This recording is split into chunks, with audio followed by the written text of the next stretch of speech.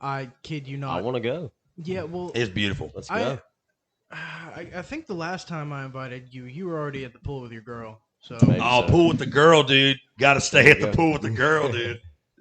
I was like, we're at a pool, so come to this pool, bring your girl. And he was like, maybe. I don't That even pool kicks remember, ass, dude. like- And that deck, dude. Yeah. That thing's sick. That's a big deck. I'm like, I'm in love with this deck right here.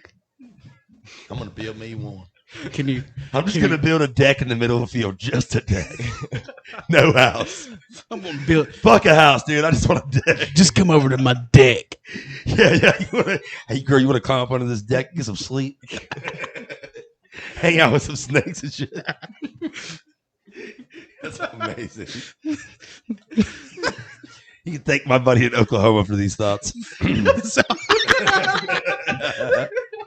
Take the sock, dude. The sock. Oh man, that big ass deck. Ron Nelson invites you to a house party and you pull up and it's just one big ass deck in the middle of a field. Like, no, it ain't a house party, but it's a deck party. You It's know? a deck party. It's a deck party. We got it's a damn deck party.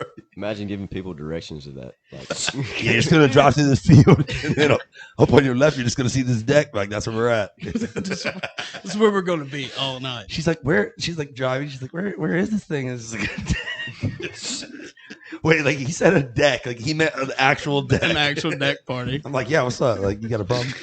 It's a nice deck. It's a nice ass deck, dude. It's a nice big deck. With a big old pool in the middle of it. Oh, we're gonna do a pool too? So we'll call it a pool party. Dude, it makes the above ground pool so much fancier, dude. You know what I'm saying? When you have a big deck. When you got to run up and jump from the ground into this big above ground pool, and you rack your shit on the damn top, and then you like flip over it, and you're like, ow, that sucked. No, dude. Like, you might as well have like a Camaro RS from 1986 parked on cinder blocks in the yard if you're doing that shit. Which is awesome, dude. I wish I had that. But when you put the deck, though, it's almost like you have like a sick El Camino up on blocks dude. instead, you know? We gotta have an El Camino. Yeah. We need to just get us an El Camino for here.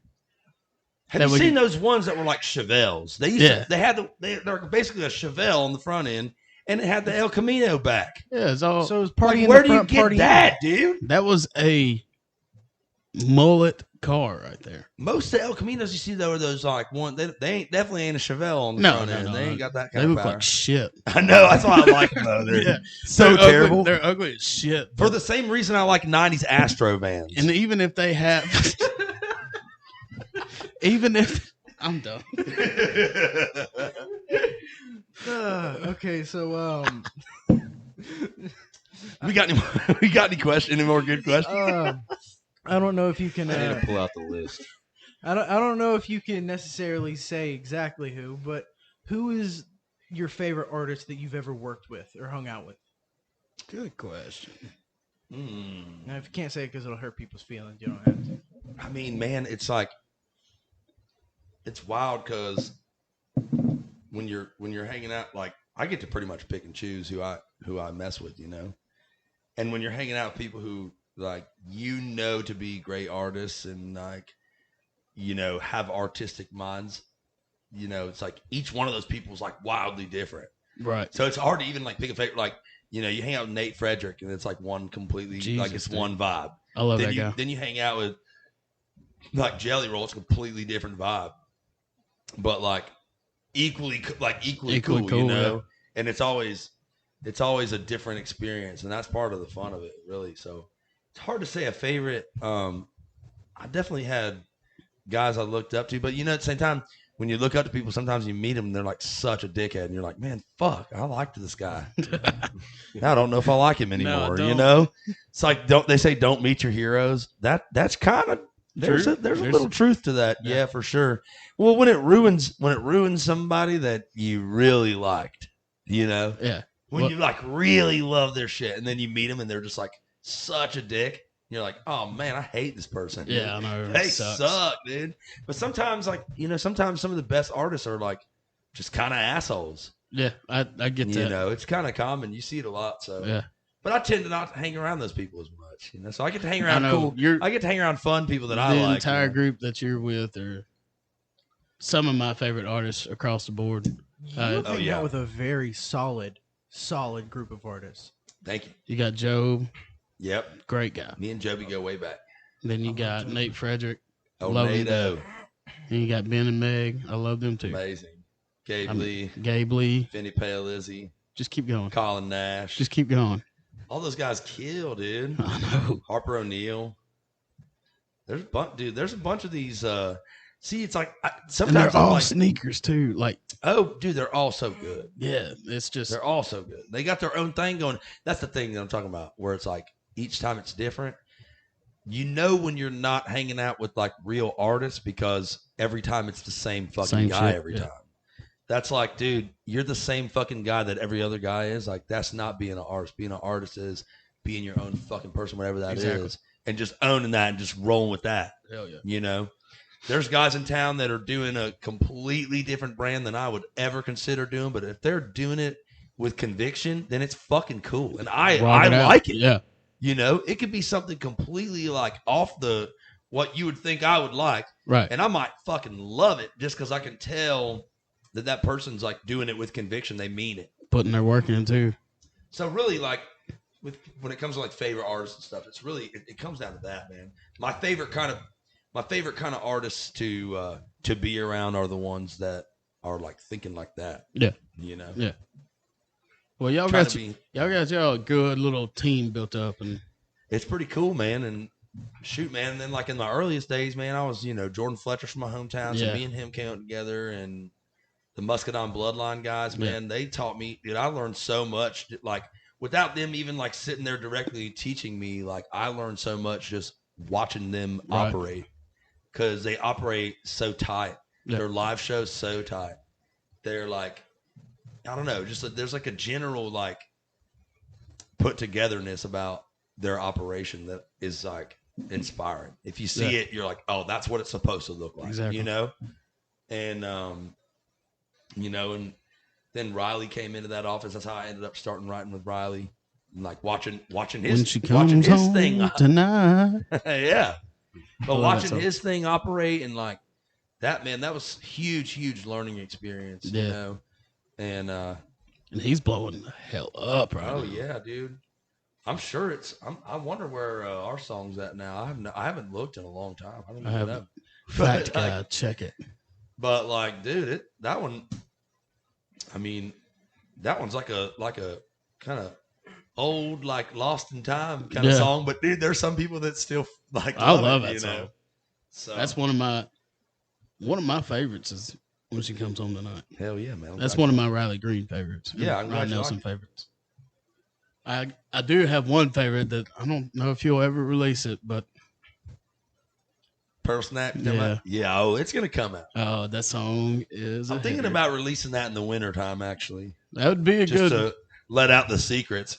Yeah. You're not supposed to do that, but I'm gonna put it out there. Oops. Maybe if I put it out there, I'll do it. You know what I'm saying? I But hope we've had you a do. lot of music, man. We've been recording, so we're kind of been lost in the sauce on as far as picking songs, Right. recording songs. It's like, dude, you think like, oh man, if I get to do this many songs, that'll be plenty, man. I'll get to get this on and this, and then you get to it, and you're like, damn, I have like 5 more that I'm like Yeah.